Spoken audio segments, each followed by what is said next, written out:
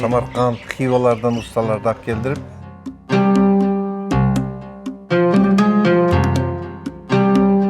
биз эч нерсени өзгөртпөй кайра буларды жандантып кайра калыбына келтирели деп үмүт атабыз.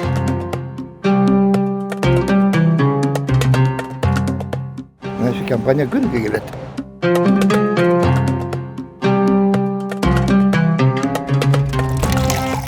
Ошол чайкана ошо интернет болду.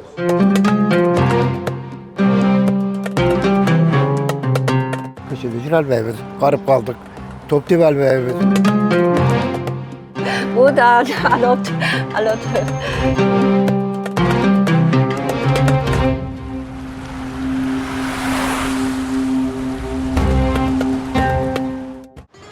1984 жылы курулган. Самоорду чай кайнатып, улуттук популярдуу даамдарды даярдаган Ак Бууранын жээгинде Ош шаарынын так ортосунда жайгашкан Сузак чайканасындабыз. Ошто чайкана маданиятынын өзгөчө орду бар. Чайканага келгендер чай ичип, тамактанып гана олтурбайт. Алар күнүмдүк жаңылыктарды талкуулап, бири-бири менен сүйлөшүп, чер жазып кетишет. Сузак чайканасы да ушундай сейрек жайлардын бири. Анын тарыхы өткөн кылымдын 80-жылдарына барып такалат. Бул имараттын ар бир бөлүгү тарыхый экспонат сыяктуу. Мисалы, шыпты жасаган усталар өздөрүнүн кол өнөрчүлүгүн, чыгармачылыгын да калтырып, андан сырткары аттарын да жазып кеткен. Чайкананын курулушу бир нече жылга созулган. Аны ошол кездеги Сузак колхозу курган. Мына имарат 84-жылы курулуп, 86-жылы ишке берилген. Бул имаратты Сузак районунун коммунизм колхозу раиси Алимжан эке деген киши курдурган. Ол Самарканд, Хивалардан ustalarda келдирип, ошолордон бери ошо куруп 2 жылда бүтүшкөн. Бул тарыхый имарат болуп калды. Ошо жүргүлөш керек. Ошондон бери ремонт болуп эле экен эле. Азыр эми ремонтту баштап атабыз. Мына көптөн бери туруп калган экен. Азыр ошол инвесторлордун жардамы менен мына имаратты кайрадан калыбына келтирип, оңдоп түзүп аткан кезибиз. Азыр светтер жандырып бир көрсөтүп коеюн. Муну жаңылагандай сиздер баягы эски калыбынан жоготпой тургандай кылып жаңылап атасыздар, эми реконструкция кылып атасыздар да. Ооба. Эң негизгиси биз башында милдеттеме алганбыз реконструкция. Немесин баштапкы кейпине келтирип, башка кошумча куруу жок. Чайкананы оңдоого негизги талаптардын бири анын тарыхый көрүнүшүн сактап калуу. Ошондуктан эски элементтерди калыбына келтирүүгө басым жасалууда. 10 жыл мурда боелгон экен, анда бир түрдө эле. Эми ушуну кайрадан калыбына келтирип, мына Союздун лозунгдары мир деген аталар чайканасы кош келиңиздер деп турат. Нар жагында эмгекке даңк деп турат. Ушулардын бардыгы бул неме. Азыр ушуларды ремонт кылып аткан кезибиз. Ошол маданият Ош тилинде абдан жакшы өнүктү. Айтпайбыз, Союз кезинде биз өсүп калдык. Но бактын ичинде 4-5 чайкана бар. Базарга барат кандай жашап. Баарында адам көп. Чайкана ошол кездеги коомдук жашоонун бир бөлүгү болгон. Адамдар бул жерден жаңылык угуп, тааныштары менен жолугуп, күнүмдүк маселелерден дүйнөлүк кабарларга чейин сүйлөшүп кетишкен. Убакыт өттү, бирок айрымдар үчүн бул адат өзгөргөн жок. Жаш өткөнлөргө үйдө отуруп. Жаш өтүп калды. Пенсияны алып ушул жерге келип ойнойбуз. Шахмат дагы бар. Бизге жакшы, зээрикпейбиз. Бирок жаштар келбесин. Алар келсе, бекерчи болуп кетишет. Сузак чайканасы жаңы ачылган күндөн тарта кардар болгондорду да табууга болот. Алардын бири Абибулла Сыдыков. Сиз күнүгө келеткенсиз бияка? Келем күнүгө. Мына şu компания күнүгө келет. Сагар келебиз. Эркинче обедкече отуруп, аны кайра кайтабыз. Бул Союз мезгилинде ачылганда бу жерде өтө эл көп болчу эле. Өтө эл көп болуп, келип мына жерде тамак кылабыз деп өчүрдө туруп калат элек сааттап.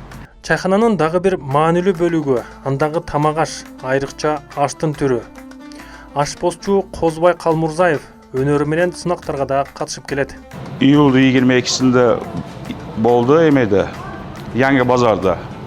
Aşı bari birinci festivalda alıp geldim. 50.000 bilet berdi. Alıp geldik. Özgen Gürcü'den jasadınız. O Özgen Gürcü'den yasadık. Asakallar köpünce ama suyuk tamaz yaş görüt.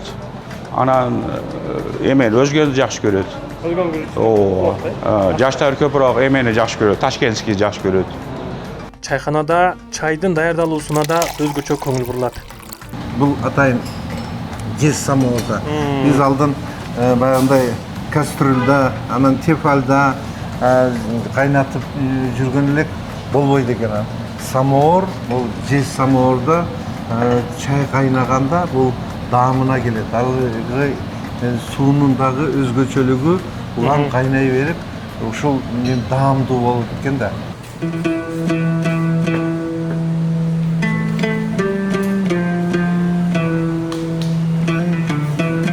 Good morning. Morning. Hello. Hello. Where are you from? We are from Spain. Spain. From Barcelona. Okay. Сузак чайканасына жергиликтүү тургундар менен катар Ошко келген чет элдик коноктор да баш багат. Yes, the country very nice. Кутман таң.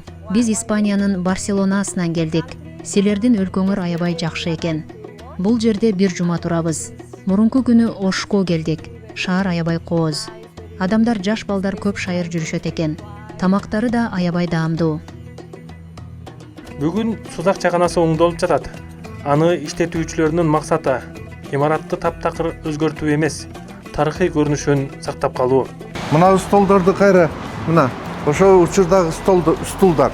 Бул эски ошол. Ошо эски стулдар. Биринчи Союздагы стулдар, ушуларды кайра жаңырттык да. Мына бул аябай Каламапсыздар буну? Ушундай кылып азыр кайрадан неме кылып атабыз. Мына терезелерди ошондой эле кылып ремонттоп атабыз. Себеби өзүндөй кылыш бул бул дагы Жаңыдан да кыйыныраак. Жаңыдан да кыйыныраак. Реставрация да бул. Эскини эске салган көрүнүштү сактоо менен заман талабына жооп берген шарт түзүү да маанилүү. Мына бул жеринде сөрүсү менен келип мына. Сөрүсү менен экен, э? Бул атайын келип мындай жайбаракат отуруп, өздөрүнчө жеңил отурганга шарт. Шаар, анда жашаган адамдар деги эле жашоо образы аны менен бирге маалымат алуу ыкмасы да өзгөрүп жатат. Бирок адамдардын бетме-бет олтуруп сүйлөшүүгө болгон муктаждыгы кала берет. Эгерде азыркы менен айтсак, мына интернет деген чыкты. Ошол чайкана ошо интернет болду. Биз маалыматты жерден келип турат. Сузак чайканасынын эски дубалдары менен шыптагы усталардын ысымдары өткөндү эске салса, бүгүнкү адамдардын бул жерге келип чайкана маданиятын улантып жатканы эки доордун жуурулушуп жатканын көрсөтөт.